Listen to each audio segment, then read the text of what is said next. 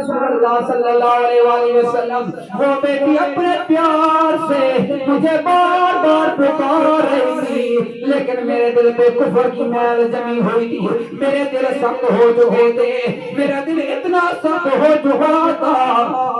میں نے اس میں پیار محبت والی وہ آواز کی، میرے دل کو نہ بدل سکی، یا رسول اللہ، وہ روتی رہی، چیختی رہی، میں نے اس کے اوپر مٹی ڈال دی، لیکن اے میرے کریم آقا، میں نے اسلام بھی قبول کر لیا، میں اب کا غلام بھی بن گیا، لیکن آج تک اس بچی کی چیخیں مجھے رات کو سونے نہیں دیتی، اس بچی کی چیخیں مجھے چین سے بیٹھنے نہیں دیتی۔ میرے کریم نبی علیہ الصلوۃ والسلام جب یہ واقعہ سنا تو آنکھوں سے آنسو تار ہو گئے، آنسو بار بار گر رہے ہیں، میرے آقا علیہ السلام کی داڑھی آنسو مبارک سے تر ہونے لگی، بار بار میرے آقا علیہ السلام نے فرمایا، میرے غلام بتانا وہ شہزادی تجھے کیسے پکار رہی تھی، کس طرح تجھے یاد کر رہی تھی؟ میرے کریم نبی علیہ السلام نے فرمایا، اے میرے غلام، اب وہ دور گزر گیا، اب وہ کفر کا دور ختم ہو گیا، اب بیٹیاں پیدا ہوں گی تو گھروں میں جشن ہوں گے، اب بیٹیاں پیدا ہوں گی تو گھروں میں محفلیں ہوں گی، اب بیٹیاں گھر میں آئیں گی تو خوشیاں منائیں جائیں گی، کیونکہ اب تیرے کریم آقا اس دنیا میں تشریف لا گئے، اب اسلام آ گیا۔ اب اعلان یہ ہے کہ جس شخص کو میرا اللہ دو بیٹیاں عطا کرے، جس شخص کو میرا اللہ دو بیٹیاں عطا کرے، وہ ان کی پرورش کرے، ان کی دیکھ بھال کرے، ان کی شادیاں کروا کر ان کو اگلے کے گھر حوالے کر دے، فرمایا کر قیامت والے دن اس شخص کو میرا رب صرف جنت ہی نہیں عطا کرے گا، بلکہ جنت میں بھی وہ اللہ کے نبی کے ساتھ ایسے ہوگا جس طرح یہ دو انگلیاں ملی ہوئی ہے۔ پر قدر نبی دا ایک ہی جان، وہ یار دنیا دار کمینے،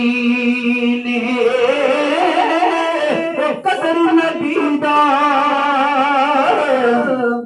جانن والے صوبے وچ مدینے، قدر پانی دا مچھلی جانے یا جانے مرغا بھی،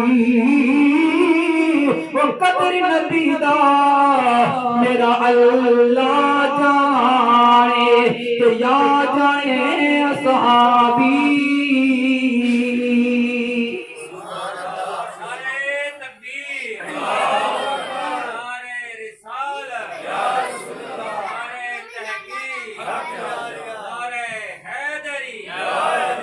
اللہ اکبر۔ میرے آقا علیہ السلام نے فرمایا وہ دور گزر گیا،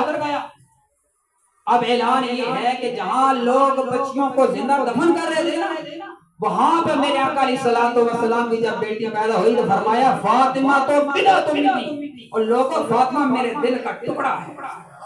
یہ اس دور میں میرے آقا علیہ السلام نے اعلان کیا، اور خود آقا علیہ السلام کو میرے رب نے 4 بیٹیاں عطا کی،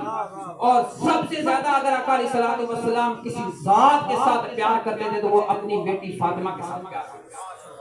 اور حضور علیہ السلام اتنا پیار کرتے تھے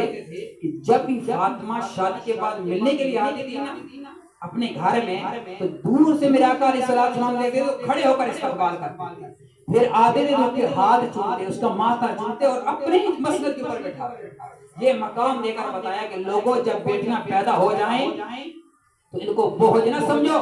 یہ رب کی رحمت ہے، یاد رکھنا بیٹے نعمت ہے نا تو بیٹیاں رحمت ہیں۔ اور میں نے کہیں جملہ سنا تھا کہ نعمتوں کا حساب دینا پڑتا ہے، رحمتوں کا حساب نہیں۔ یہ اللہ کا خصوصی کرم ہوتا ہے جس کے گھر میں اللہ یہ رحمت نازل فرماتا ہے، جب یہ رحمت نازل ہو جائے تو خوشی کا اظہار کرنا چاہیے۔ یہ بیٹیوں کو قتل کیوں کرتے ہیں؟ یہ بیٹیوں کو زندہ دفن کیوں کرتے ہیں؟ اس کی 2 وجہ۔ ایک وجہ یہ تھی کہ غربت، وہ کہتے تھے کہ یار ان کو پالے گا کون۔ دوسری بڑی وجہ یہ تھی کہ وہ بے حیائی کے سے کرتے تھے، یعنی غیرت مند تھے، بیٹی پیدا ہوگی گناہ کرے گی، یہ وہ ایک غلط سوچ ہے۔ لیکن اگر آپ غور کریں